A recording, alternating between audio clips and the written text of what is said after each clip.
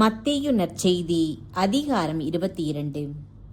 திருமண விருந்து உவமை. இயேசு மீண்டும் அவர்களை பார்த்து உவமைகள் வாயிலாக பேசியது. விண்ணரசை பின்வரும் நிகழ்ச்சிக்கு ஒப்பிடலாம். அரசர் ஒருவர் தம் மகனுக்கு திருமணம் நடத்தினார். திருமணத்திற்கு அழைப்பு பெற்றவர்களை கூட்டிக் கொண்டு வருமாறு அவர் தம் பணியாளர்களை அனுப்பினார். அவர்களோ வர விரும்பவில்லை. மீண்டும் அவர் வேறு பணியாளர்களிடம், நான் விருந்து ஏற்பாடு செய்திருக்கிறேன்.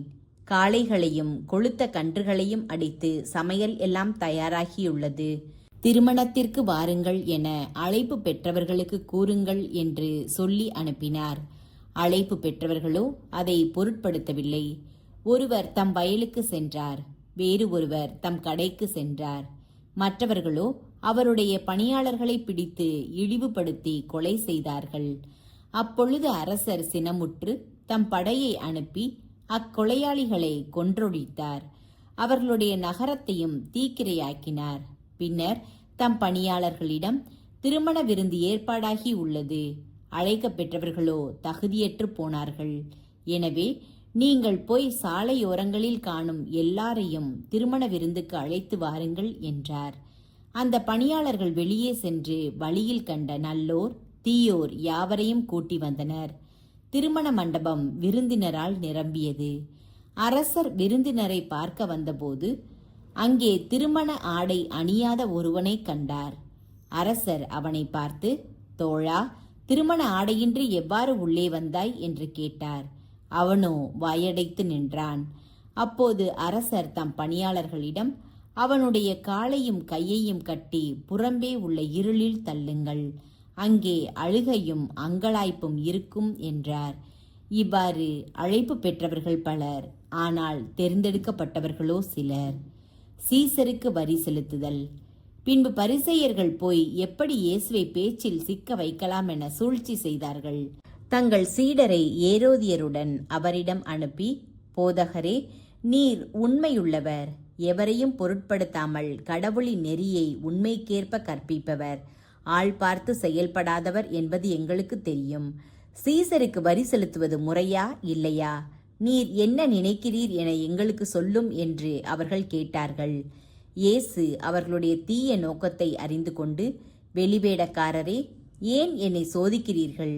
வரி கொடுப்பதற்கான நாணயம் ஒன்றை எனக்கு காட்டுங்கள் என்றார். அவர்கள் ஒரு தெனாரியத்தை அவரிடம் கொண்டு வந்தார்கள்.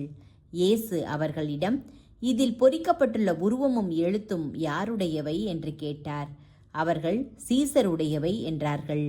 அதற்கு அவர், ஆகவே சீசருக்கு உரியவற்றை சீசருக்கும் கடவுளுக்கு உரியவற்றை கடவுளுக்கும் கொடுங்கள் என்று அவர்களிடம் கூறினார். இதை கேட்ட அவர்கள் வியந்து அவரை விட்டு போய்விட்டார்கள். உயிர்த்தெழுதல் பற்றிய கேள்வி.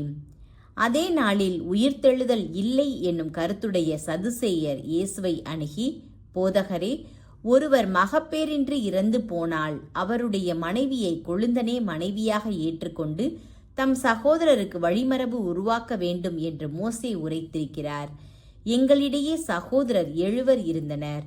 மூத்தவர் திருமணம் செய்து மகப்பேறின்றி காலமானதால் அவருடைய மனைவியை அவர் சகோதரர் திருமணம் செய்ய வேண்டியதாயிற்று. அப்படியே 2ஆம் 3ஆம் 7ஆம் சகோதரர் வரை அனைவருக்கும் நடந்தது. அவர்கள் அனைவருக்கும் பின்பும் அப்பெண்ணும் இறந்தார். அப்படியானால் உயிர்த்தெழும்போது அவர் அந்த 7 யாருக்கு மனைவியாய் இருப்பார்? அவர்கள் யாவரும் அவரை மனைவியாக கொண்டிருந்தனரே என்று கேட்டனர். இயேசு மறுமொழியாக, உங்களுக்கு மறைநூலும் தெரியாது, கடவுளின் வல்லமையும் தெரியாது. எனவேதான் தவறான கருத்தை கொண்டிருக்கிறீர்கள். ஏனெனில் உயிர்த்தெழுந்தவர்களுள் யாரும் திருமணம் செய்து கொள்வதில்லை. அவர்கள் விண்ணக தூதரைப் போல் இருப்பார்கள். இறந்தோர் உயிர்த்தெழுதலை பற்றி கடவுள் உங்களுக்கு உரைத்துள்ளதை நீங்கள் வாசித்ததில்லையா? ஆபிரகாமின் கடவுள், ஈசாக்கின் கடவுள், யாக்கோபின் கடவுள் நானே என்று அவர் கூறியிருக்கிறார். அவர் இறந்தோரின் கடவுள் அல்ல, மாறாக வாழ்வோரின் கடவுள் என்று கூறினார். அவருடைய போதனையை கேட்ட கூட்டத்தினர் வியப்பில் ஆழ்ந்து போயினர். முதன்மையான கட்டளை.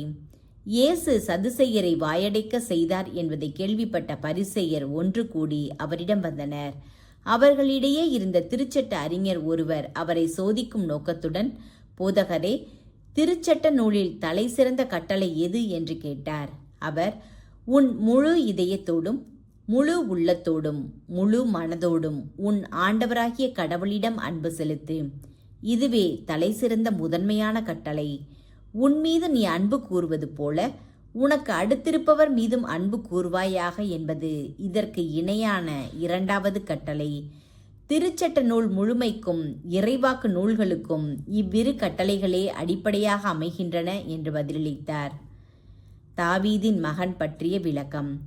பரிசேயர் ஒன்று கூடி வந்தபோது இயேசுவும் அவர்களை பார்த்து கேள்வி கேட்கத் தொடங்கினார். அவர், மெசியாவை பற்றி நீங்கள் என்ன நினைக்கிறீர்கள்? அவர் யாருடைய மகன் என்று கேட்டார். அவர்கள், தாவீதின் மகன் என்று பதிலளித்தார்கள்.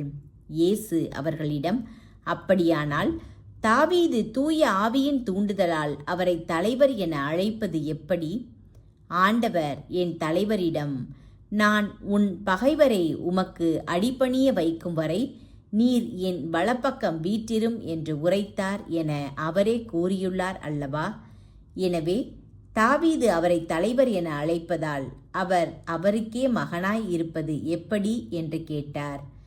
அதற்கு எவரும் ஒரு வார்த்தை கூட மறுமொழியாக கூற இயலவில்லை. அந்நாள் முதல் அவரிடம் எவரும் எதுவும் கேட்க துணியவில்லை.